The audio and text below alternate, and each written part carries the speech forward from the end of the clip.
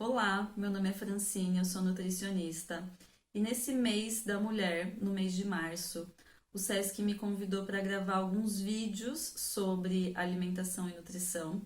E eu gostaria de tentar ir além das dicas de alimentação, que muitas vezes são muito interessantes, mas que não são adequadas à nossa rotina ou ao nosso estilo de vida. E eu gostaria de promover com vocês, mulheres, algumas reflexões sobre a relação da alimentação com outros aspectos da nossa vida. E quando a gente reflete sobre isso na nossa vida, existe uma possibilidade muito maior de mudança e de, finalmente, melhorias na alimentação e na saúde.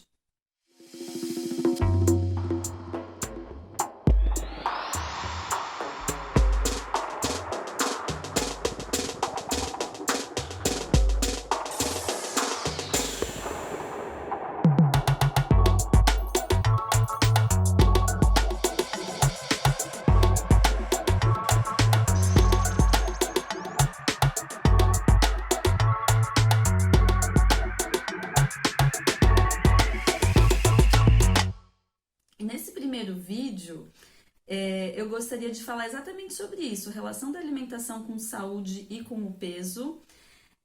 Refletir também sobre a relação da alimentação com os alimentos locais e regionais, a importância deles para uma alimentação saudável. E todo vídeo também eu vou trazer um alimento ou uma preparação regional. E hoje eu trago uma receita típica aqui do Vale do Ribeira, que também é uma receita típica da minha família, que é a caiçara, que é o peixe com pirão de banana. Então, gente, para começar, queria falar sobre saúde. E saúde muitas vezes é sinônimo de peso, principalmente para nós nutricionistas. E eu gosto muito de uma analogia que compara a busca pela saúde à busca pela felicidade. E tem um poema do Mário Quintana que ilustra bem isso. Ele diz mais ou menos assim: quantas vezes na busca pela felicidade a gente não se comporta como aquele velhinho que perdeu seus óculos e os procura pela casa inteira, menos na parte que parece mais óbvia, que é a ponta do seu nariz. Por que eu trago isso? Muitas vezes a gente acha que saúde é sinônimo de um baixo peso. E mulheres que têm sobrepeso e obesidade muitas vezes buscam perder todo aquele excesso de peso para serem consideradas saudáveis. E muitas vezes esse caminho pode ser longo, pode ser cheio de restrições, e essas mulheres não têm nem coragem de começar. E aí eu digo para vocês, as últimas diretrizes, elas nos informam que se uma pessoa consegue perder 10% do peso dela em pelo menos um ano, ela é considerada um sucesso em relação à saúde. Então vamos pensar, se uma mulher que tem 100 quilos consegue perder 10 quilos em um ano, ao final, né, desse período ela vai estar com 90 quilos. Talvez ela ainda esteja com excesso de peso, mas o risco dela adoecer e a qualidade de vida dela, o risco dela adoecer, então, é muito minimizado e a qualidade de vida dela aumenta muito. Mas aí você vai me dizer assim, nossa, mas essa mulher ela ainda está acima do peso. E por isso que eu digo que a gente vive muito fortemente uma cultura de dieta. E nessa cultura de dieta, saúde às vezes é sinônimo de estética. E saúde vai muito além de estética. Tem um movimento que é muito interessante chamado Health at Every Size, que é saúde em todos os tamanhos. E esse movimento ele tem alguns princípios. O primeiro deles diz assim: a saúde ela é multidimensional, ela vai muito além do status físico, ou ela também contempla questões emocionais, sociais, intelectuais, espirituais. Provavelmente você deve conhecer alguma outra mulher que, ao fazer uma dieta, deixou de aceitar convites de festas, se isolou da família ou de amigos mais próximos porque a alimentação dela era muito restrita. É, se saúde é multidimensional e depende de vários fatores, provavelmente essa alimentação que buscava saúde não era tão saudável. Vocês concordam? Um outro princípio desse movimento fala sobre a importância da gente se aceitar. O que acontece? A gente tem uma ampla gama de tamanhos e formatos de corpo. A gente não. As mulheres não são todas iguais às mulheres de capa de revista. Só um pequeno percentual das mulheres vai ter aquele formato de corpo que essa cultura de dieta valoriza. E aí, quando a gente fala nessa aceitação corporal, a gente também está incluindo aqui as mulheres trans, as pessoas não binárias. É importante levantar essa bandeira da diversidade. E é óbvio que a gente não aprende a se amar do dia para a noite. Isso é uma coisa que acontece na reflexão diária. Mas é muito importante porque a gente só cuida daquele corpo que a gente ama. Uma outra coisa bem importante desse movimento fala sobre a prática do exercício físico. Ele fala que é importante praticar um exercício que você goste e que também seja sustentável, né?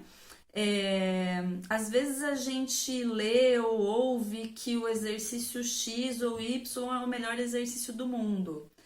Isso não existe. O melhor exercício do mundo é aquele que você faz com frequência e que você sustenta ele a longo prazo.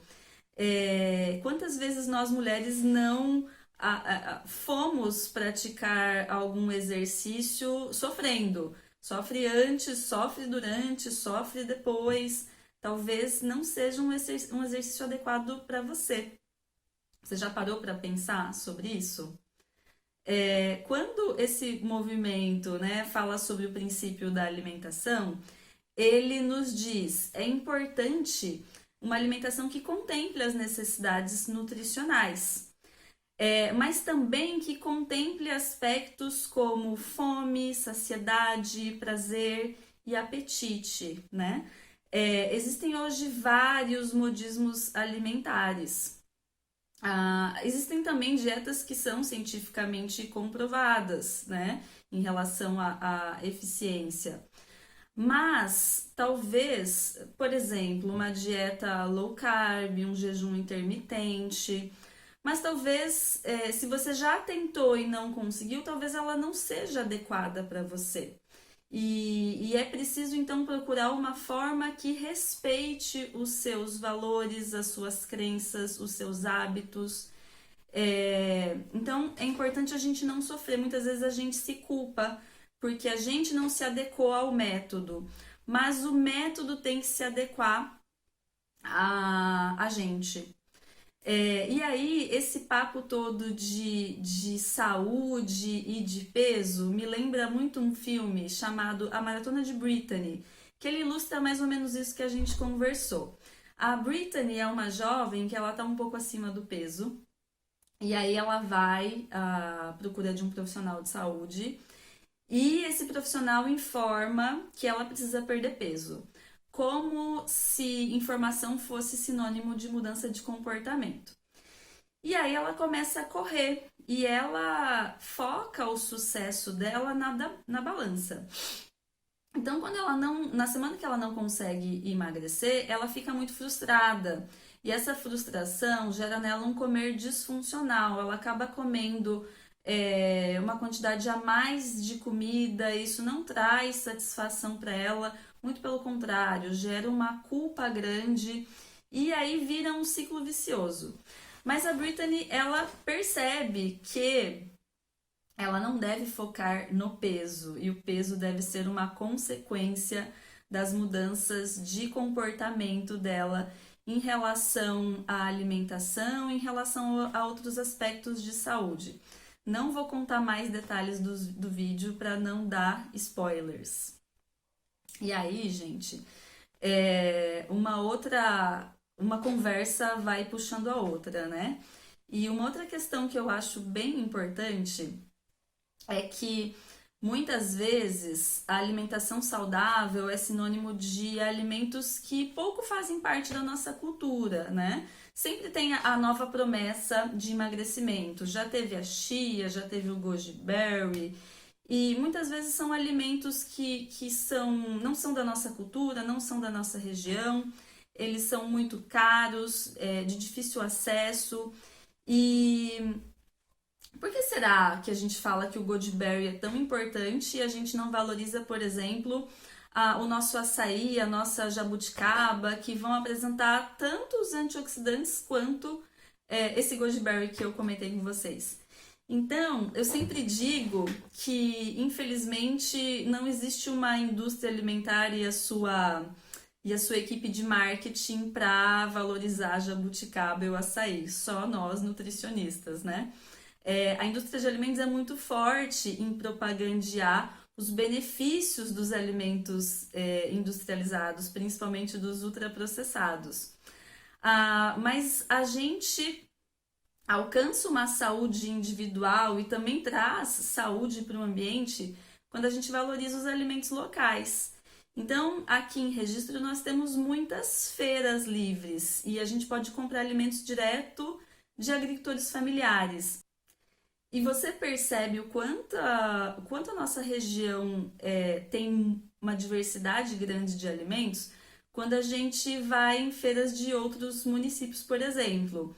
Quando a gente vai numa feira em São Paulo, a gente sente falta dos inúmeros tipos de banana, do palmito pupunha, da alfavaca.